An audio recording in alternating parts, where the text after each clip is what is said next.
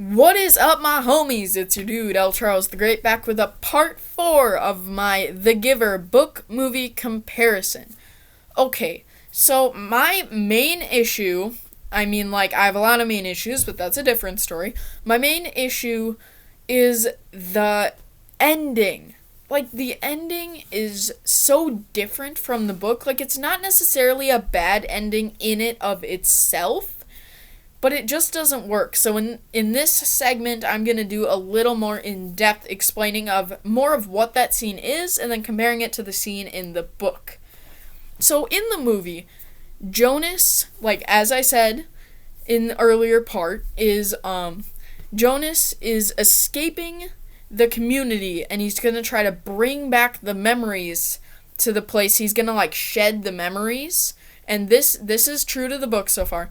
So he breaks in, but when he gets there, he runs into his friend, his female friend Fiona, and they end up sharing a romantic moment. Ooh.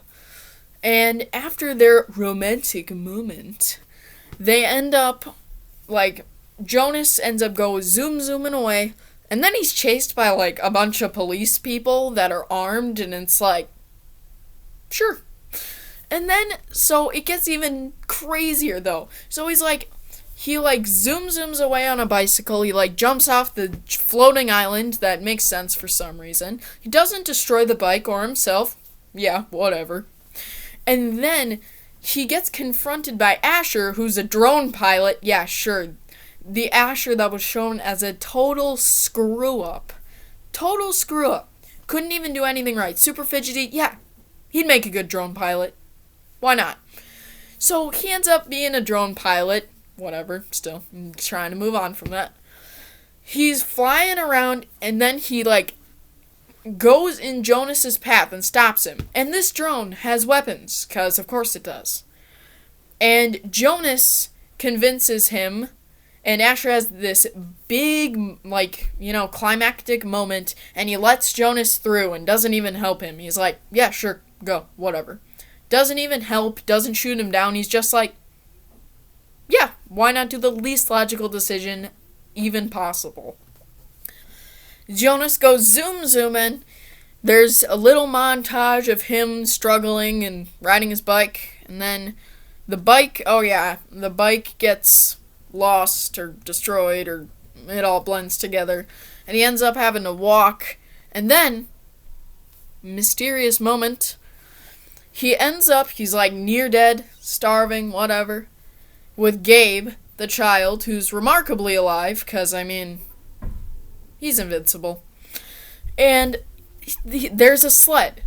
And this might seem fairly normal, but there's a sled at the top of a hill, and it's the same sled from Jonas's first memory that was given to him by the Giver. Spooky. So, then he goes zooming down the sled, and then the movie ends when he's greeted by a bunch of people in a log cabin. Cool. Okay, lots of issues here. Okay, so I'm going to tell you what happened in the book now. See if you can draw your own conclusions. So, in the book, Jonas is zooming away. He breaks in and goes to Gabe without a problem. 'Cause, yeah, sure, Fiona's in the nurturing center doing something late at night where no one else is there. Makes sense, right?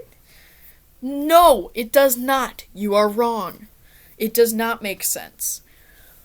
So, Jonas, in the book, actually goes in there, goes out with no problem, steals a bicycle, and goes because there's definitely no law enforcement in the book, because there never was evidence of any night law enforcement. Ugh, man, it's just a whole thing. And, oh my gosh, I forgot too. There's this whole thing where the Giver is about to be euthanized when he's caught by the elders, and he was the one who told Jonas to do everything, but the elders don't decide to because all the memories come flooding back, and kumbaya. And that's not really important, so I'm not going to touch on that. I'm sorry, I forgot it, though. Okay. So when Jonas goes, like, it kind of describes he has to hide from surveillance jets and whatever that are looking for him because he's missing. He's not a fugitive from the law automatically, like the people are, like the law enforcement people from the movie, but the surveillance jets are trying to find him. And, like, everyone is mourning him and, like, doing the ceremonies back at home. I forgot to tell y'all that haven't read the book or watched the movie, but whenever someone is lost, that isn't euthanized, they do a ceremony where they shout their name and then they get quieter and quieter, and then everyone forgets about him by the end of the day. Normal. And then, so Jonas, avoiding the planes, he's going, the road is getting harder, he and Gabe are almost frozen, and then the whole thing with the sled happens, and then you end it's more shrouded in mystery, because what I think they should have done is they should have just done a voiceover only of, like, the people and what that at the end of the book. Well, I mean, that happened in the book, but in the movie, they shouldn't have had, like, evidence of a log cabin, because then the theories are all gone, because there were so many theories, like, maybe he went in a circle, and by the time the memories got all out and he went back, everyone has embraced the old way of life and actually lived like a normal human civilization. What a novel idea. And there are other theories where it's like Jonas dies and that's going to the afterlife, but then it's like, no, he just stumbled onto Abe Lincoln's house. Have fun living, Jonas. Alright, so I should have probably made this into 2 parts, and I probably confused the heck out of you all. So I'm just going to end it with this. The Giver movie, not recommended. The Giver book, definitely recommended. Don't know which book I'll do next. You let me decide, or you tell me what to do. I'm fine with either way. I might be doing some more Harry Potter. Stay tuned for some, we got some Hunger Games coming up later. Stay tuned, stay cool, and don't die of corona.